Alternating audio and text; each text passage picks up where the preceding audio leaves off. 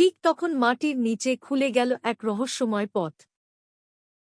রুদ্র সাহস করে সেই বাঁচাও। হঠাৎ সে দেখল এক হরিণছানা পাথরের নিচে আটকে আছে। আমি যদি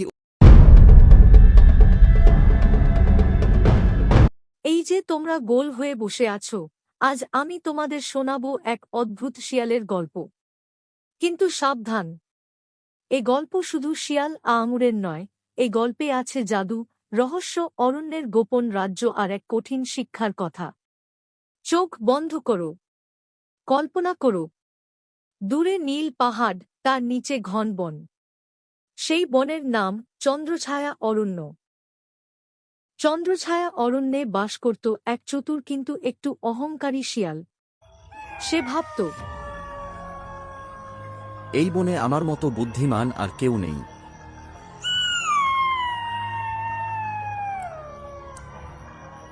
সে সবার সঙ্গে তর্ক করত, নিজেকে সবচেয়ে চতুর প্রমাণ করতেই তার সুখ। একদিন ভোরে সূর্যের আলো গাছের ফাঁক দিয়ে ঢুকছে, পাখিরা গান গাইছে। হঠাৎ রুদ্রের নাকে এল এক অদ্ভুত মিষ্টি গন্ধ। এ যে স্বর্গের গন্ধ। সে গন্ধের অনুসরণ করতে করতে পৌঁছালো বনের এমন এক জায়গায় যেখানে আগে কখনো যায়নি।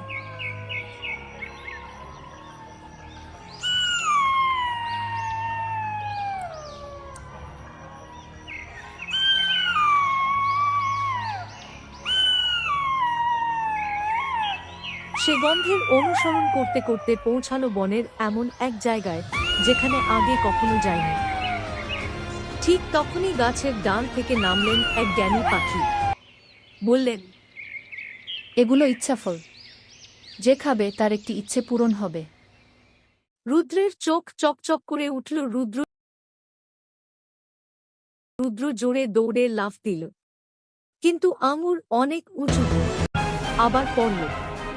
হঠাৎ আকাশ কালো হয়ে গেল, ঝড় শুরু হলো, কিন্তু রুদ্র থামল না। ঠিক তখন মাটির নিচে খুলে গেল এক রহস্যময় পথ। রুদ্র সাহস করে সেই সুড়ঙ্গে ঢুকল। নীল আলো জ্বলছে চারদিকে। এক কণ্ঠ বলল, আমাকে বাঁচাও, আমাকে বাঁচাও। হঠাৎ সে দেখল এক হরিণছানা পাথরের নিচে আটকে আছে। আমি যদি ওকে বাঁচাই, সময় নষ্ট হবে। কিন্তু হরিণছানার কান্না শুনে তার মন নরম হল। সে দাঁত আর নখ দিয়ে পাথর সরাতে লাগল।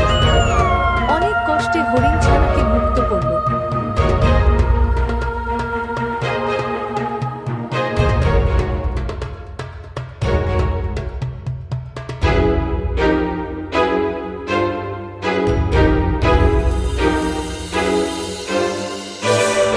ঝড় থেমে গেল।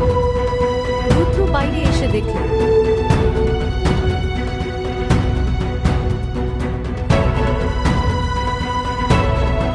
তুমি পরীক্ষায় পাশ করেছো।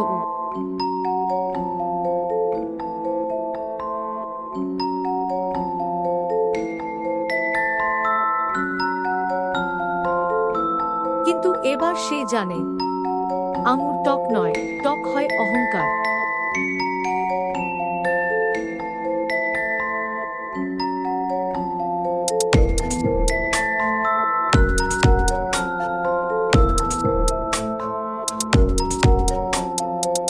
কাঠবিড়ালি বলল, না পেলে কি বলতে? না পেলে বলতাম আঙুর টক। এই গল্প থেকে কি শিখলে? না পেলে ছোট করো না, চেষ্টা করো। অহংকার নয়, দয়া আর ধৈর্যই আসল জাদু।